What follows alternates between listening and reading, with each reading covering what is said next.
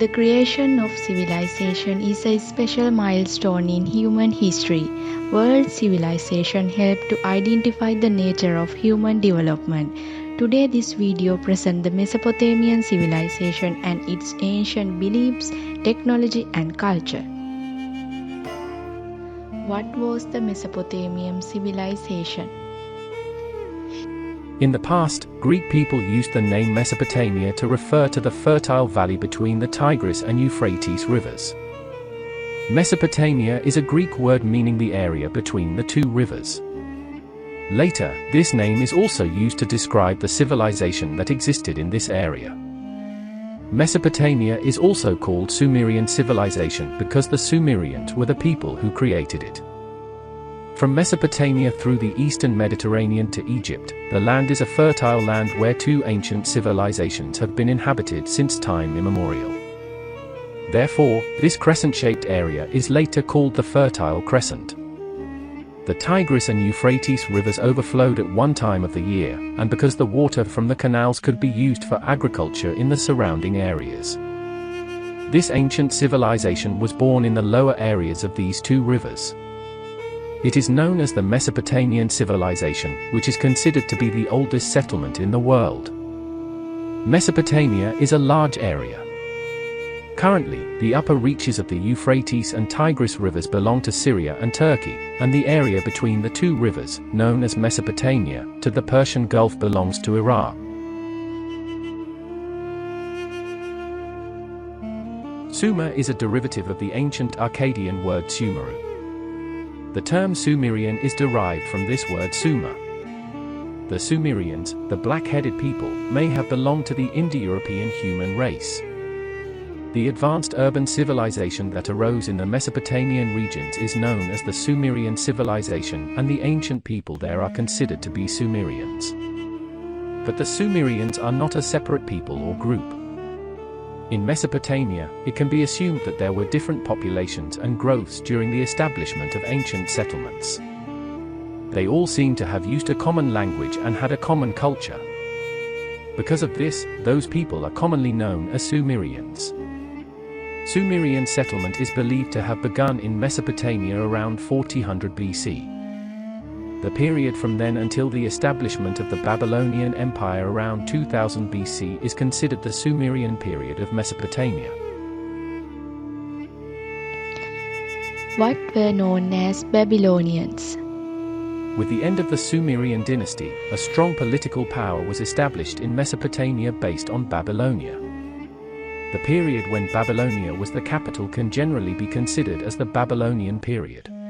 Who were Babylonia, the Sumerians? located about 94 kilometers southwest of modern Baghdad, was a center of control over northern and southern Mesopotamia.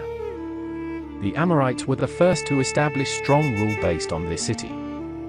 The Amorites were a Semitic-speaking people who lived in the Syrian regions west of Mesopotamia. The Sumerians applied the word Amorites to them in the sense that they were Westerners. The Amorites, who invaded the Sumerian territories around 2004 BC, chose Babylonia as their center of rule.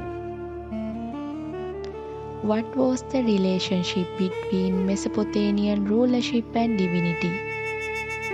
The Kingdom of Mesopotamia, the world's oldest urban civilization, was also associated with the city government system. According to ancient Sumerian beliefs, kingship was considered a gift from heaven to earth.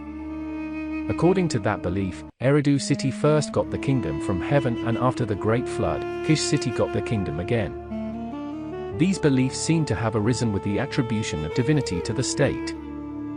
In the early cities, the elders and free inhabitants of the cities jointly appointed a leader.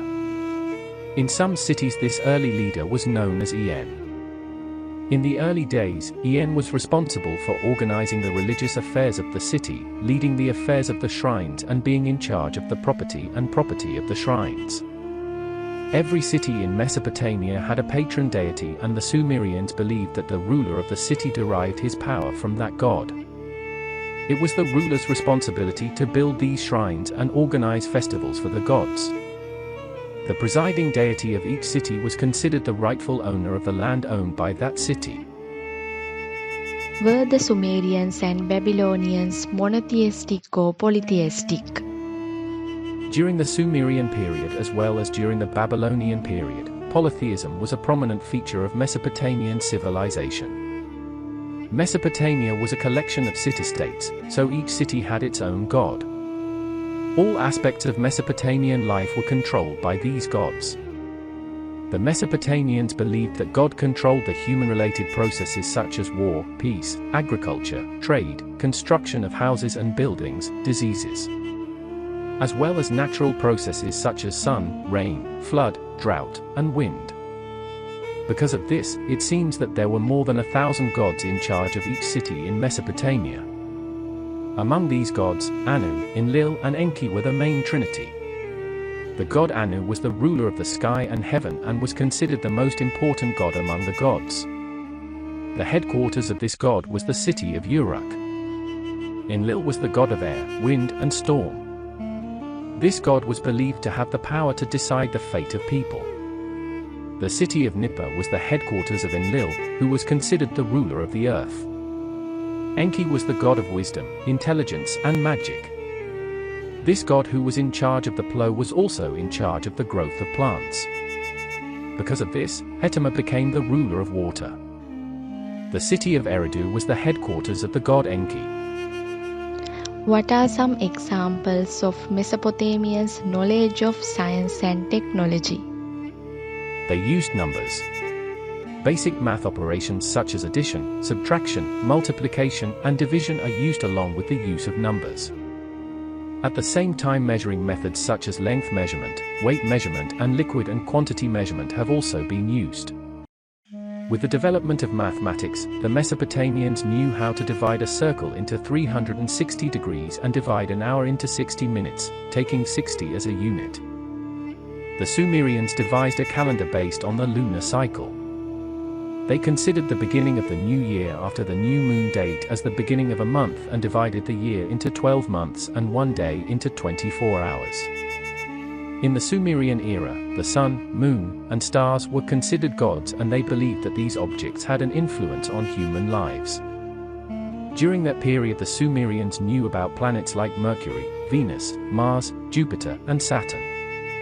In addition, the Mesopotamian people were able to become founders in many different fields, such as the invention of the wheel for the first time, the transportation of goods by carts using animals, the production of linen cloth, the design of planned cities, the discovery of surgery, the invention of alphabetical system, the production of glass, etc.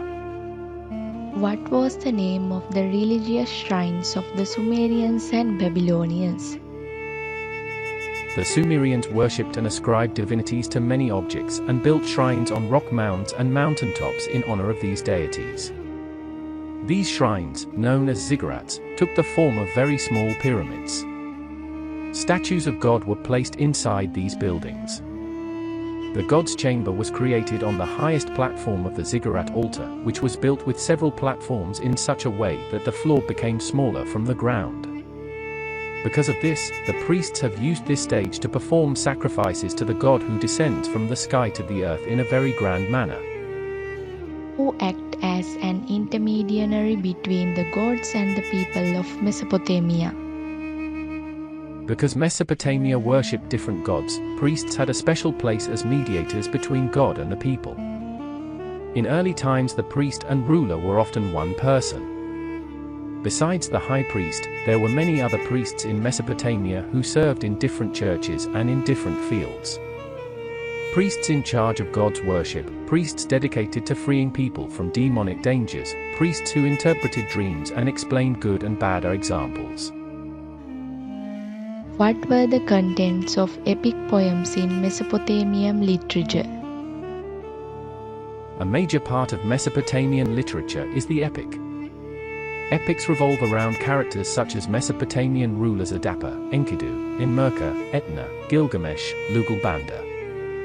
Most of this epic is made up of God, sky, heaven, and events that show the heroism of the respective heroes. What were the beliefs about death in Mesopotamia? Mesopotamians believed in an afterlife. This is exemplified by their funeral customs. They have buried various items with the corpses. A gold headdress and other ornaments were buried with the corpse in a tomb that was discovered by archaeological excavations, which is believed to be that of a queen. In the Mesopotamian epic Gilgamesh, there is information that there were beliefs about a method of immortality after death.